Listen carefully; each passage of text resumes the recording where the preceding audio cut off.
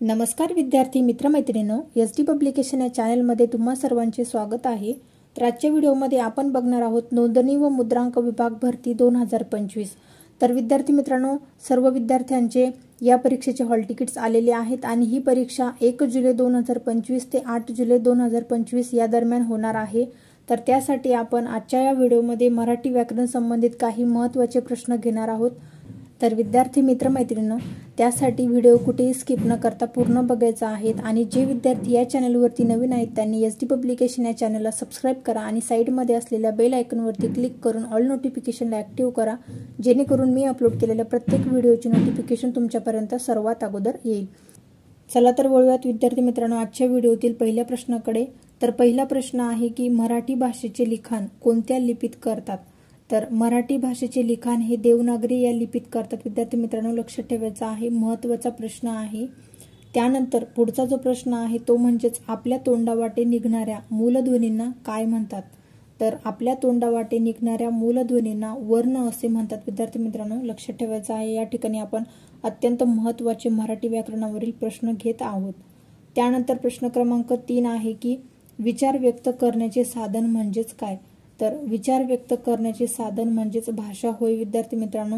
तर विद्यार्थी मित्रांनो, भाषेमुळे आपण आपल्या मनातील भावना दुसऱ्याला सांगू शकतो, म्हणजेच आपले विचार व्यक्त करू शकतो, म्हणजेच भाषा हे विचार व्यक्त करण्याचे साधन आहे। त्यानंतरचा पुढचा प्रश्न आहे की मराठी भाषा कोणत्या भाषांपासून विकसित झाली आहे? तर मराठी भाषा ही संस्कृत व प्राकृत या भाषांपासून विकसित झालेली आहे। त्यानंतरचा पुढचा प्रश्न आहे विद्यार्थी मित्रांनो की मराठी भाषेचे पाणिनी कोणाला म्हणतात? तर विद्यार्थी मित्रांनो, या प्रश्नाचे उत्तर सर्व विद्यार्थ्यांना माहिती असणे गरजेचे आहे, कारण की असे प्रश्न परीक्षेमध्ये हमखास आणि वारंवार विचारले जातात। तर मराठी भाषेचे पाणिनी कोण आहेत विद्यार्थी मित्रांनो? तर दादोबा पांडुरंग तर्खडकर यांना मराठी भाषेचे पाणिनी असे म्हणतात। त्यानंतर पुढचा जो प्रश्न आहे ते म्हणजेच मराठी भाषेचे शिवाजी कोणाला म्हणतात? तर मराठी भाषेचे शिवाजी कोण आहेत विद्यार्थी मित्रांनो? तर विष्णुशास्त्री चिपळूणकर हे मराठी भाषेचे शिवाजी आहेत। त्यानंतरचा पुढचा प्रश्न आहे की मराठी भाषेचे जॉन्सन्स म्हणून कोणाला ओळखले जाते? तर मराठी भाषेचे जॉन्सन्स म्हणून कृष्णशास्त्री चिपळूणकर। त्यानंतर पुढचा प्रश्न आहे विद्यार्थी मित्रांनो की मराठी भाषेचे जॉन्सन्स म्हणून कोणाला ओळखले जाते? तर या ठिकाणी विद्यार्थी मित्रांनो, या प्रश्नाचे उत्तर आहे की मराठी भाषेचे जॉन्सन्स हे कृष्णशास्त्री चिपळूणकर यांना ओळखले जाते। तर विद्यार्थी मित्रांनो, या ठिकाणी तुम्ही कन्फ्युजन करायचे नाही स्वतःचे, कारण की मराठी भाषेचे पाणिनी कोणाला म्हणतात? तर दादोबा पांडुरंग तर्खडकर यांना मराठी भाषेचे पाणिनी असे म्हणतात आणि मराठी भाषेचे शिवाजी हे विष्णुशास्त्री चिपळूणकर यांना मराठी भाषेचे शिवाजी असे म्हणतात। त्यानंतर कृष्णशास्त्री चिपळूणकर यांना मराठी भाषेचे जॉन्सन्स म्हणून ओळखले जाते। या प्रश्नाला तुम्ही IMP करून ठेवायचा आहे, परीक्षेमध्ये अशा प्रकारचे प्रश्न येऊ शकतात। त्यानंतरचा पुढचा प्रश्न आहे विद्यार्थी मित्रांनो, प्रश्न क्रमांक 8, स्वरांचे किती प्रकार पडतात? तर स्वरांचे एकूण 3 प्रकार पडतात विद्यार्थी मित्रांनो। तर ते कोणते कोणते आहेत ते सुद्धा आपल्याला माहिती असणे गरजेचे आहे। तर स्वरांचे एकूण 3 प्रकार पडतात, त्यापैकी ऱ्हस्व स्वर, दीर्घ स्वर आणि संयुक्त स्वर हे स्वरांचे 3 प्रकार आहेत। त्यानंतरचा पुढचा प्रश्न आहे विद्यार्थी मित्रांनो की मराठी भाषेतील स्वतंत्र वर्ण कोणता? तर मराठी भाषेतील स्वतंत्र वर्ण हा ळ आहे। लक्षात ठेवायचा आहे, एकमेव असा स्वतंत्र वर्ण आहे मराठी भाषेमध्ये, तर तो कोणता आहे? ळ हा वर्ण आहे। त्यानंतरचा पुढचा प्रश्न आहे व्याकरण म्हणजेच काय? तर व्याकरण म्हणजेच भाषेचे स्पष्टीकरण करणारे शास्त्र किंवा भाषा शुद्ध करणाऱ्या शास्त्राला व्याकरण असे म्हणतात। लक्षात ठेवायचं आहे विद्यार्थी मित्रांनो, व्याकरण म्हणजेच काय? तर व्याकरण म्हणजेच भाषेचे स्पष्टीकरण करणारे शास्त्र किंवा भाषा शुद्ध करणाऱ्या शास्त्राला व्याकरण असे म्हणतात।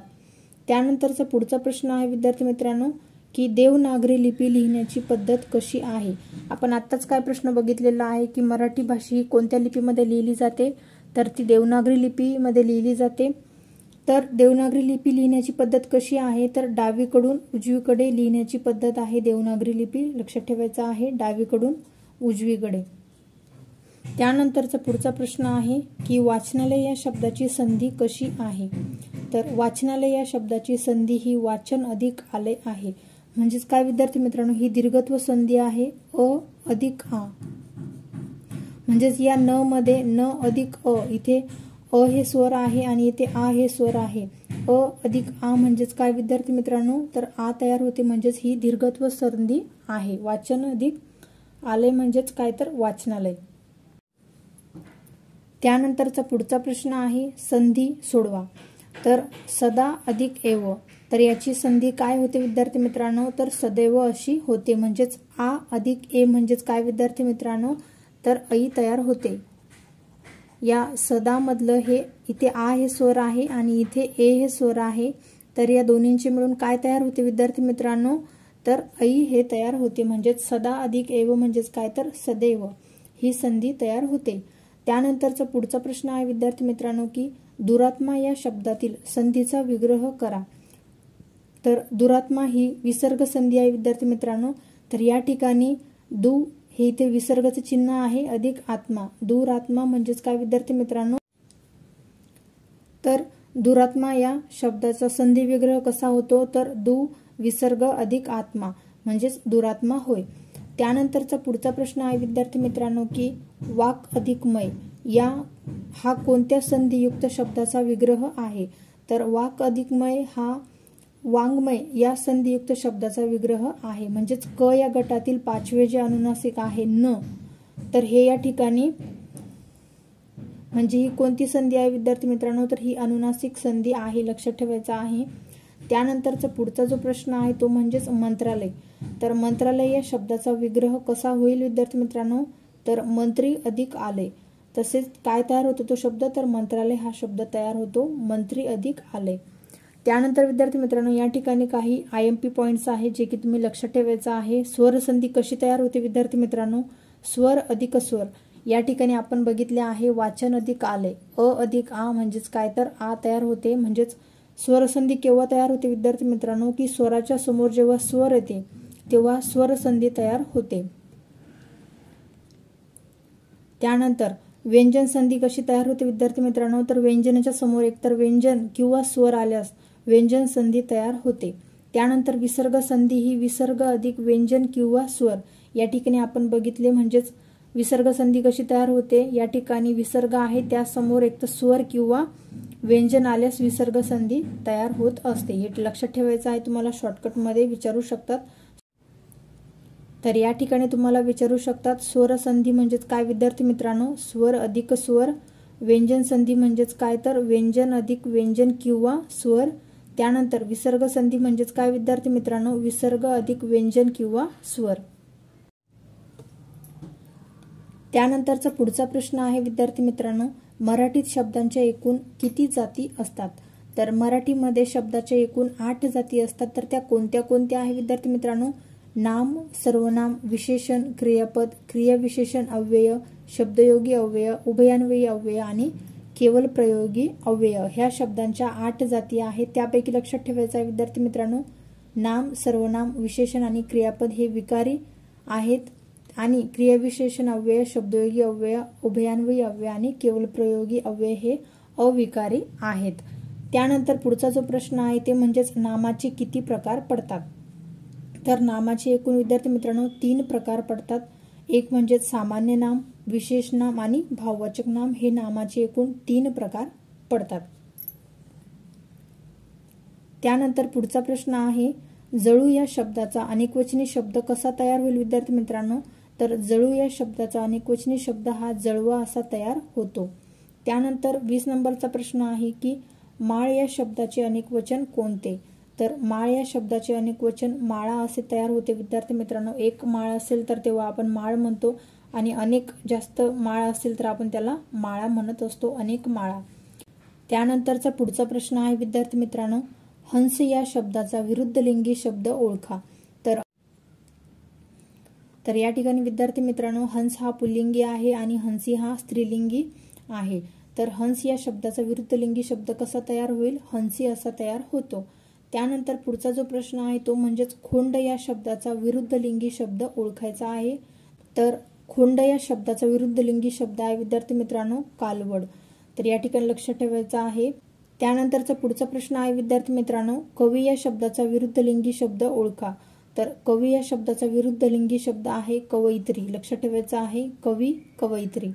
त्यानंतर 24 नंबरचा प्रश्न आहे विद्यार्थी मित्रांनो, मला परीक्षेची भीती वाटते या शब्दाची विभक्ती ओळखायची आहे आपल्याला. मला परीक्षेची भीती वाटते, तर या अधोरेखित शब्दाची आपल्याला विभक्ती ओळखायची आहे. तर इथे काय विद्यार्थी मित्रांनो, ची हे प्रत्यय आहे, म्हणजे च हे प्रत्यय आहे.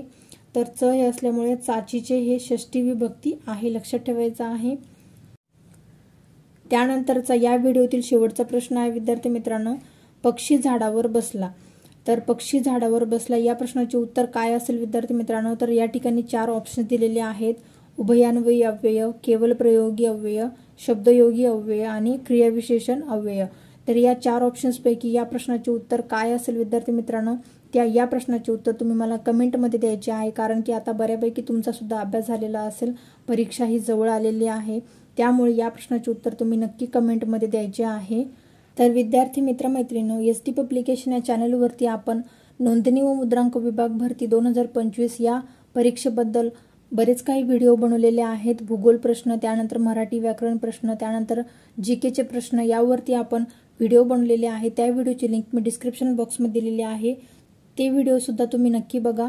आणि व्हिडिओमध्ये दिलेली माहिती तुमच्यासाठी परीक्षेच्या दृष्टीने महत्त्वाची आणि अचूक ठरत असेल तर एसटी पब्लिकेशन या चॅनलला सबस्क्राईब करा आणि व्हिडिओ आवडल्यास व्हिडिओला जास्तीत जास्त लाईक, शेअर, कमेंट करायला विसरू नका.